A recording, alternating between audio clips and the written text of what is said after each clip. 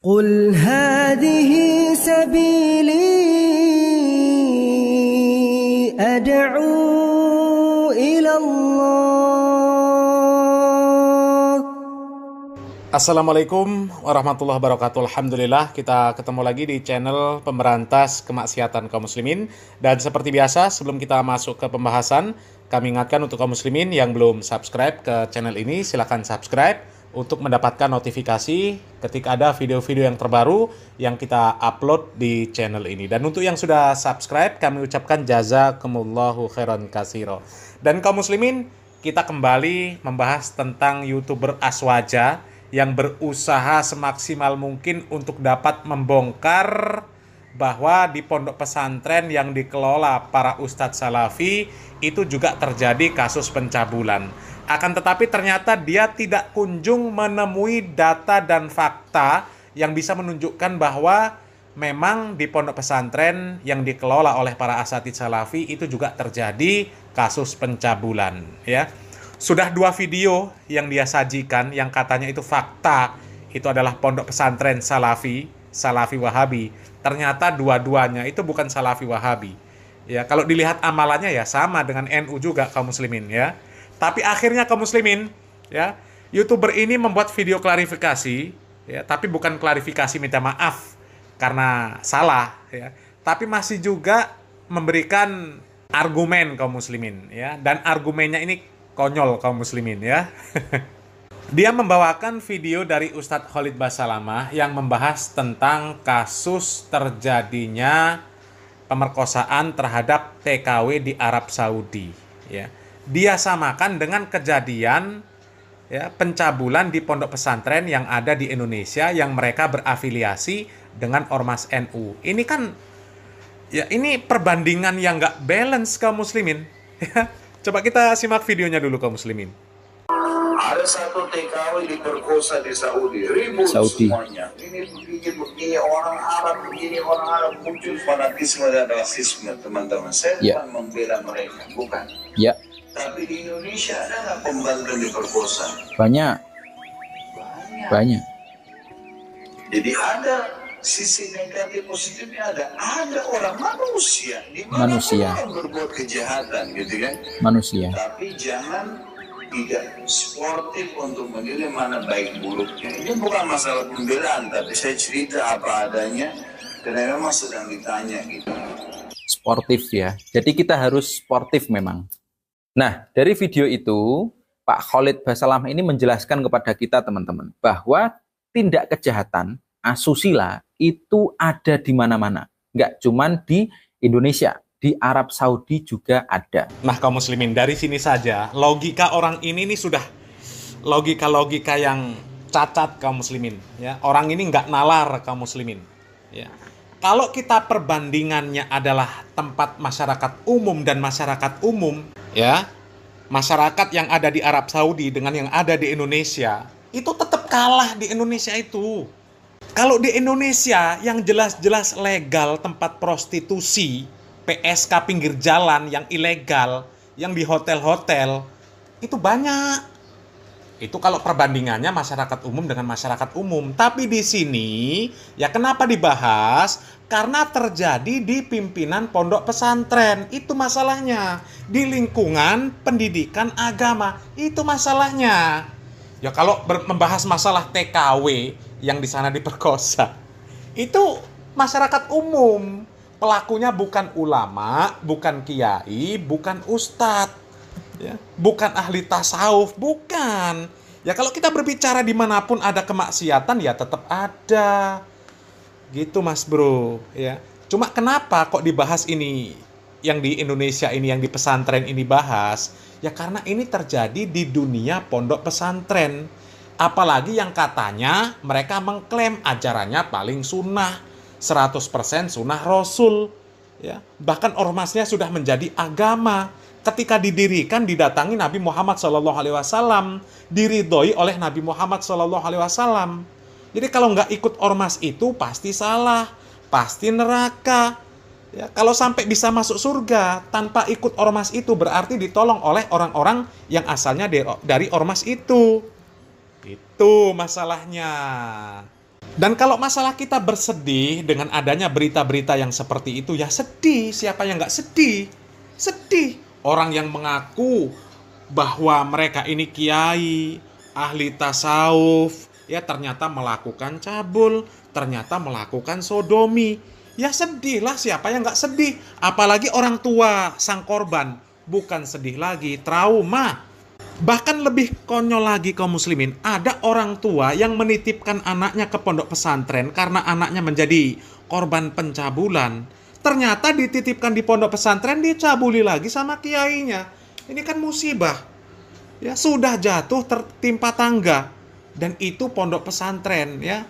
Jadi kalau perbandingannya TKI yang menjadi korban dari majikannya dengan santriwati atau santri yang jadi korban dari ustadznya atau kiainya, ini kan perbedaan yang sangat jauh. Ya, orang di Arab Saudi nggak semuanya paham agama, nggak semuanya alim, nggak semuanya orangnya baik. Tapi kalau sudah dunia pondok pesantren, ya tempat pendidikan agama Islam seorang kiai, coba, ya, jadi analoginya yang apple to apple lah, ya. Jangan tikus dibandingkan sama kelinci, ya beda jauh lah mas bro. Ya, kita kalau sedih ya sedih. Dunia pondok pesantren kok seperti itu, ya. Cobalah contoh pondok pesantren yang dikelola oleh para asatidz salafi. Nggak ada kasus-kasus yang seperti itu. Karena apa? Mereka itu menjaga ada batasan-batasan interaksi antara laki-laki dan perempuan.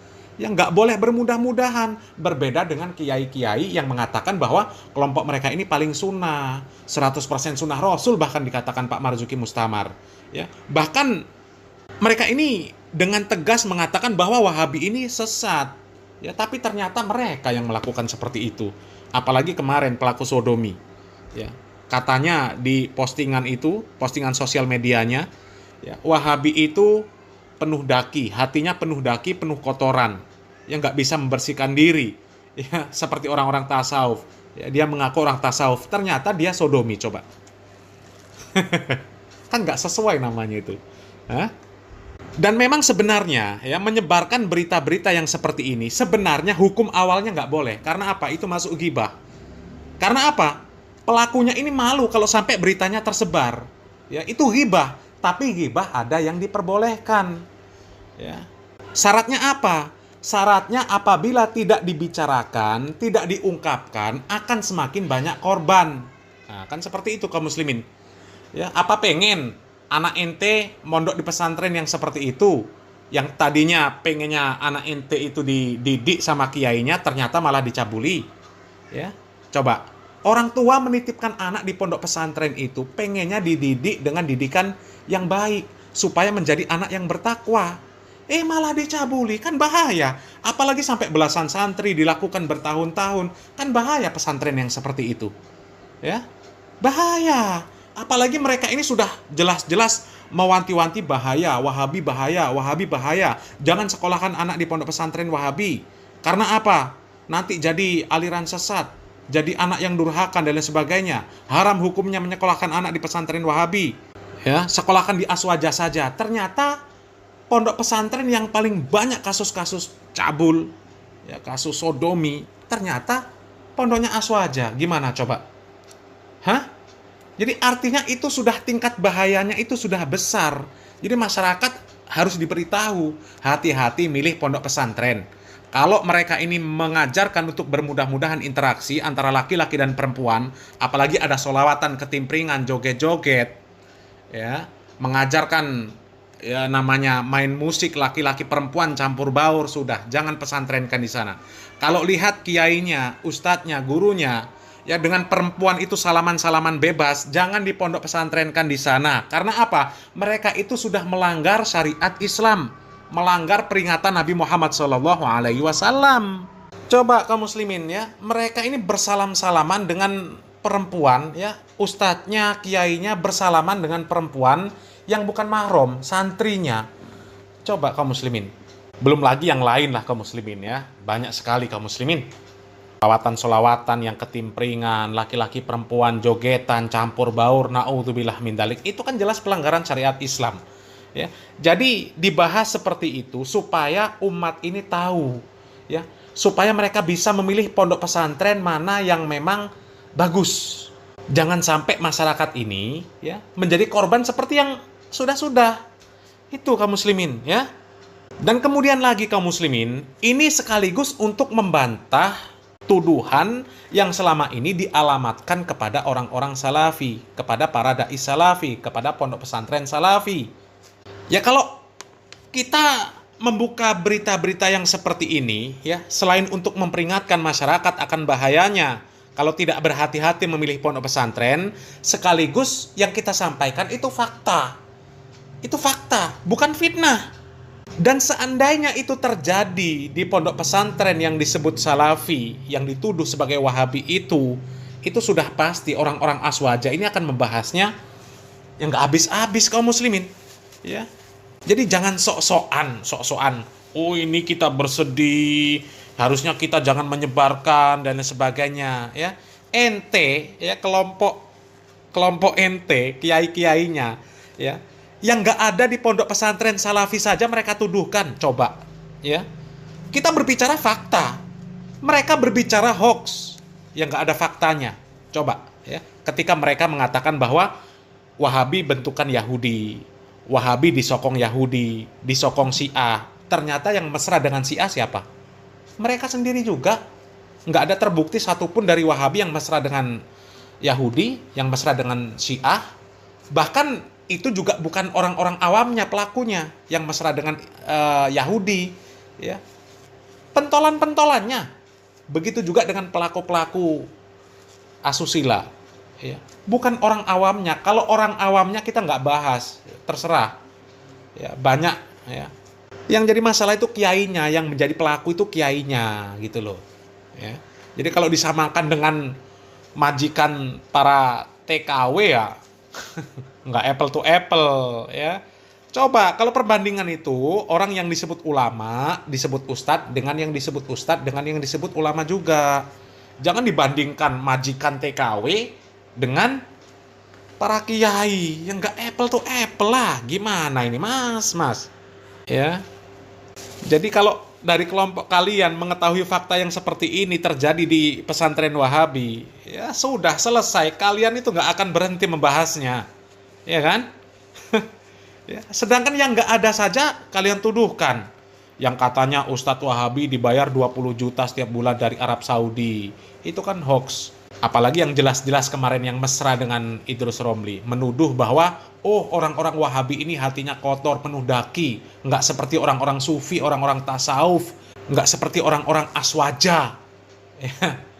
Ternyata dia melakukan sodomi. Coba. Hah? Apalagi yang terbaru, fakta. Ya. Ini fakta, boleh dicek. Ya. Pak Idrus Romli, ya, itu kan tokoh aswaja. Fitnahnya terhadap orang-orang salafi apa? Orang-orang salafi itu ya dakwahnya ya karena fulus, ya, bukan karena dalil. Pertimbangan dari orang-orang salafi dalam berdakwah ini fulus, bukan dalil. Beda dengan aswaja. Kalau aswaja pertimbangannya dalil, bukan fulus. Tapi silahkan sekarang lihat buktinya, ya. Pak Idrus Romli memposting sebuah postingan di akun YouTube-nya. Ya, ada kajian namanya Ngaji Akidah. Narasumbernya Ustadz Muhammad Idrus Romli. Live via Zoom. Ya, ini mungkin penyelenggaranya ya An-Najah Center Pondok Pesantren Sidogiri. Ya. Dan daftar ini bayar. Ngaji akidah bayar. Coba. Mana ada dari kalangan Ustadz Salafi ya mengadakan kajian apalagi cuma via Zoom ya berbayar. 25k bayarnya kaum muslimin. Kami sudah menanyakan kepada panitianya ya. Kami tanya di kontak personnya kaum muslimin ya. Bayar 25.000 bayarnya kaum muslimin. Jadi pertimbangannya apa ngaji ini? Pertimbangannya dalil apa fulus? Ya coba. Kembali lagi tuduhan itu kembali kepada yang menuduh dan ini jelas kelompok kalian juga ya. Mudah-mudahan sadar lah ya. Masa nggak sadar-sadar terlaluan ya. Salam waras, salam akal sehat. Barakallahu fikum. Wassalamualaikum warahmatullahi wabarakatuh.